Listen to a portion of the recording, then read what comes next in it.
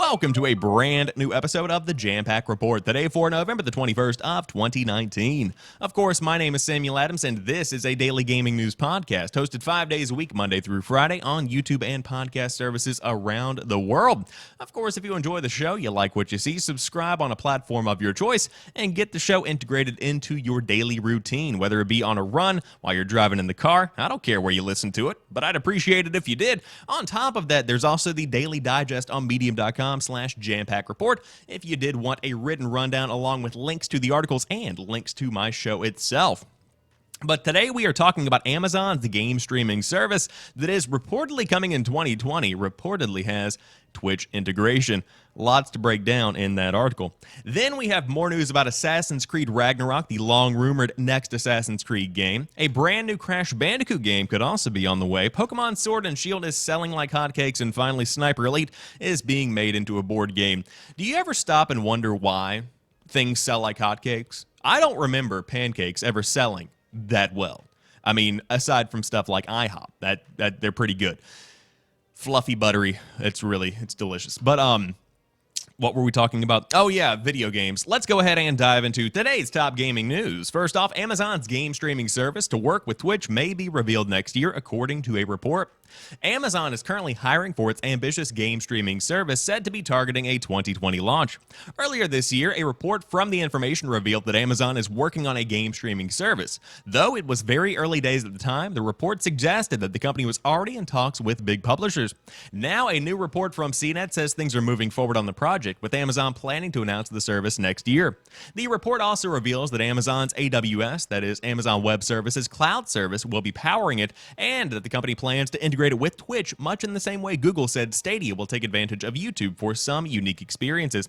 Quote, "We believe the evolution that began with arcade communities a quarter at a time, growing to the live streams and esports of today, will continue to a future where everyone is a gamer and every gamer can create, compete, collaborate, and connect with others at massive scales." A statement on job openings for the service reads, "Not much is known about how Amazon intends to approach game streaming or whether these efforts will bear fruit. The company spent years building up internal game development teams on projects, some of which got canceled, and many of those developers were later laid off. But there is no doubt Amazon is serious about butting heads with Microsoft, Sony, and Google. The odds of them letting the Scarlet and PlayStation 5 launch without Amazon being there is zero," said Wedbush analyst Michael Patcher. And that is where we stand with Amazon's game streaming service. Very exciting times in the streaming space, without a doubt, and that's across the board. Of course, the competition is heating up between platforms like Netflix and Hulu and NBC's Peacock now, and you have all of these various services that are coming to light now with Disney Plus. Then you have Twitch versus YouTube versus Mixer. Then now you have these streaming services in the gaming space. You have, of course, now Amazon service competing with stuff like PlayStation Now, Project xCloud from Microsoft, Google Stadia, which launched this week. There's a lot of competition coming to the streaming space, and I think that proves that companies know streaming is on its way up. Streaming is going to be a part of the industry going forward, whether people know it or not. And so I think right here you have the beginning of what could be the first real competition with Project xCloud. Of course, PlayStation Now is already well established. It already works fairly well. But overall, Amazon's game streaming service very well could be one that is a force to be reckoned with, to say the least. Powered by Amazon Web Services is a big factor here, because many companies, whether you realize it or not, already use Amazon Web Services on the back end. They're already a big part of the infrastructure of how a lot of people do business today. And so with that being a foundational part of how their game streaming service works, they've already got a very solid foundation to begin with.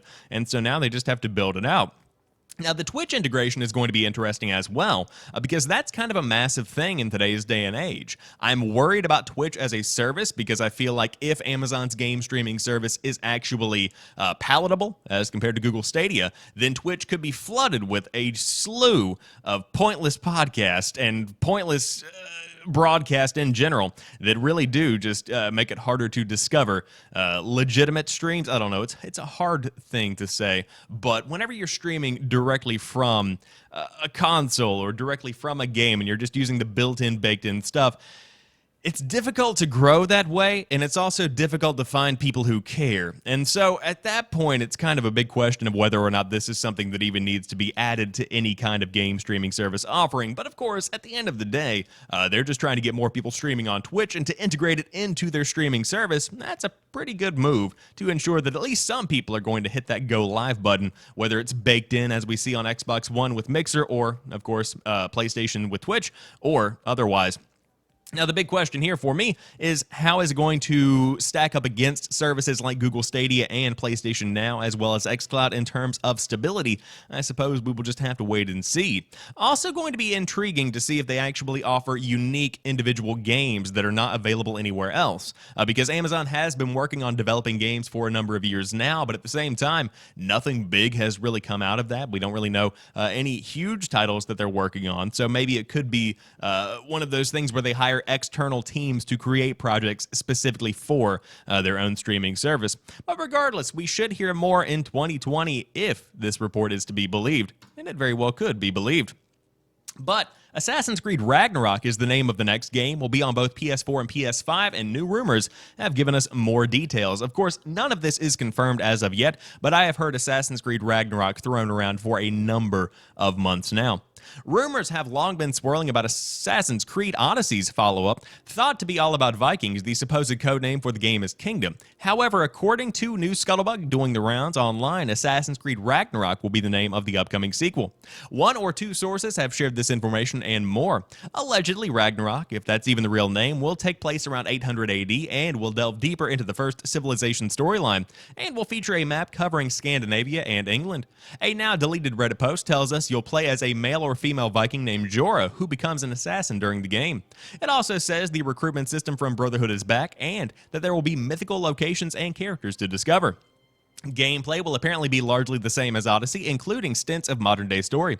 Finally, it said that Ragnarok will be a cross-gen title, releasing a version for both PS4 and PS5 next year.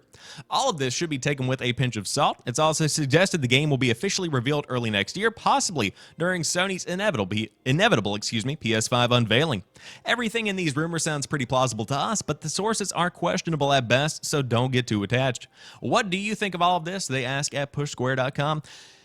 I don't really believe this one. No, I think that there are little small tidbits of truth here, but overwhelmingly a lot of the stuff that you are seeing here is probably not going to be the case. So I think the game is Assassin's Creed Ragnarok. I will believe that. Now, the first thing that cues me off to this being something that might not be legitimate is the size of the supposed map.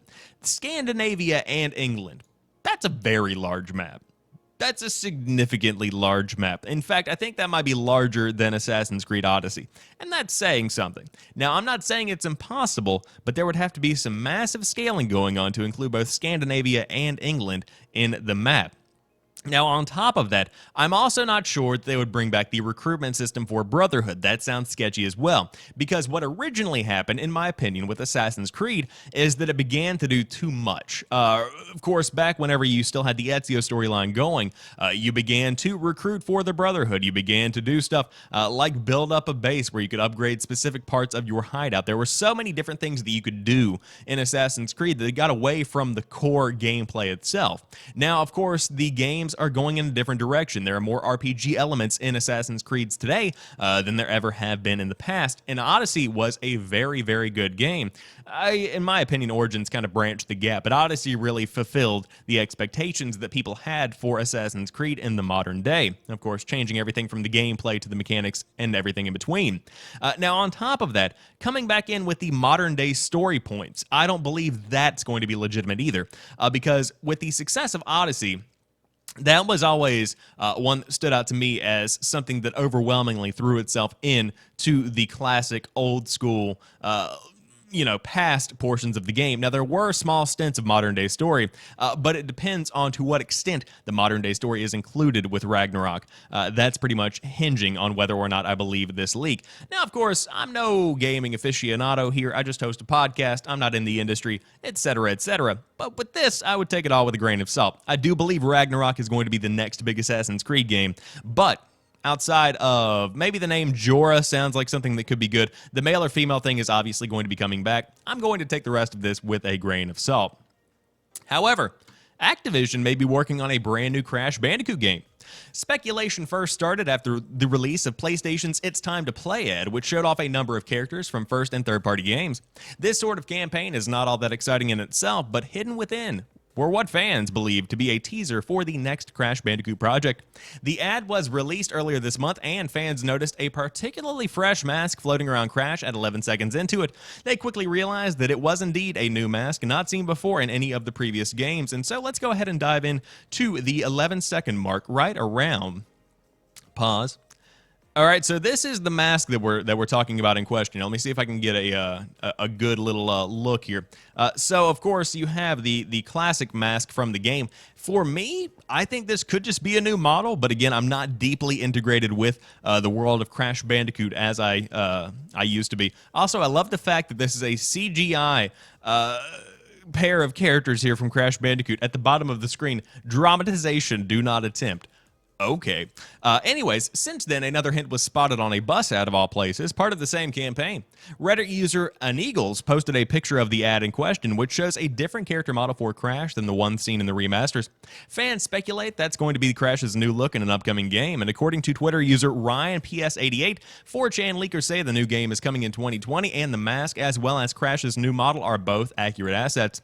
The game is said to be called Crash Bandicoot Worlds and will feature a semi-open world and introduce 3 new masks.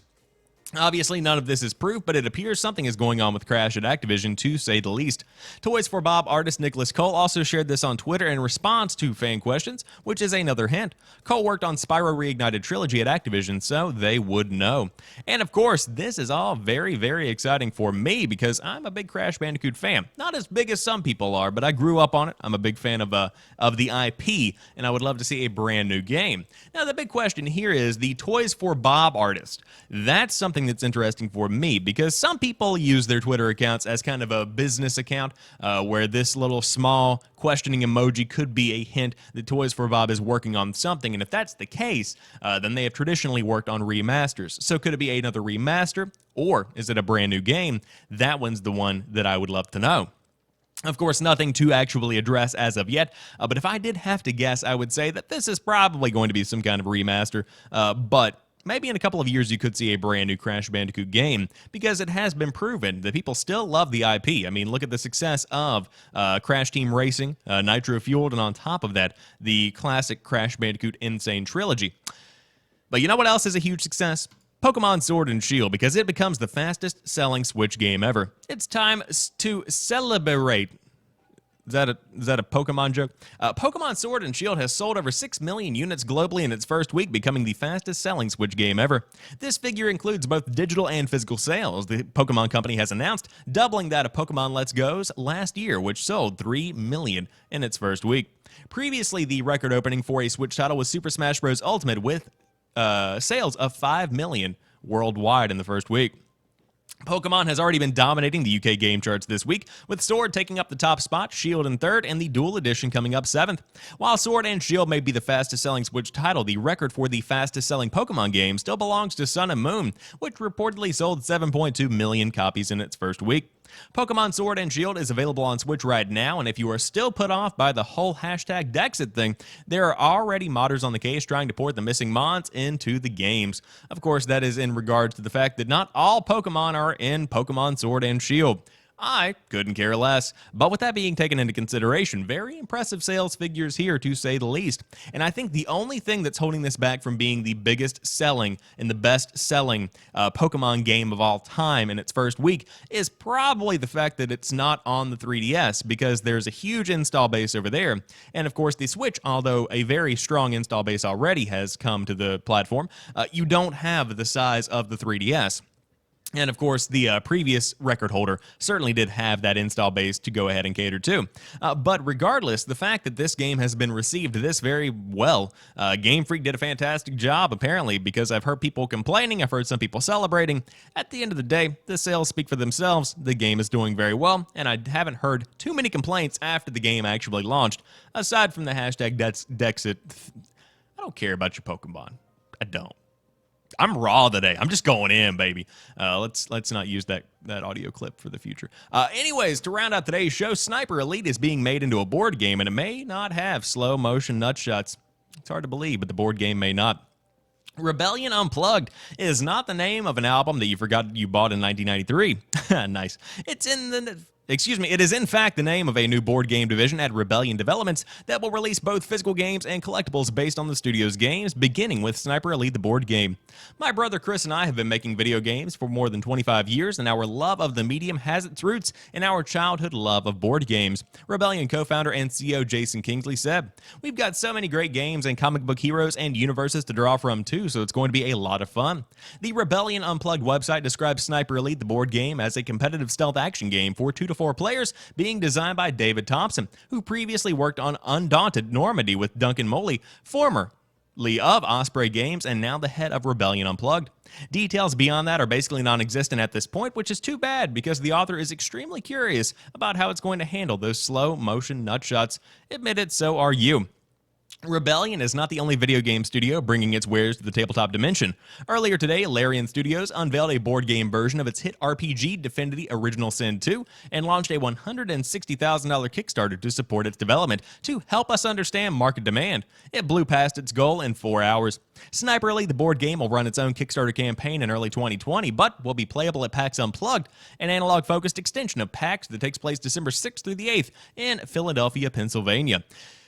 Very cool stuff here. Of course, I'm not a big board games guy, just never have been, probably never will be, but I will say I know a ton of people out there love to get their hands dirty and to get off the controller, sit down, have a good little roundtable discussion, and play some good games. So to see games like Sniper Elite being made into a board game, pretty cool little feature here. Now, on top of that, I'm interested to see the rest of the Rebellion catalog be kind of sifted out and made into board games, because I think Battlezone Gold Edition, I believe is what it was called, could be a phenomenal board game. I think Battlezone in general would be a phenomenal game. But regardless, excited to see what comes of this brand new project from the guys at Rebellion Developments, now, of course, with the division Rebellion Unplugged.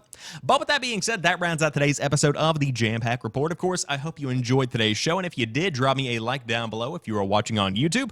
On top of that, if you are listening on a podcast service, be sure to hit that subscribe button and stay up to date. But until tomorrow, you guys have a fantastic rest of your day. I'll talk to you soon, and peace.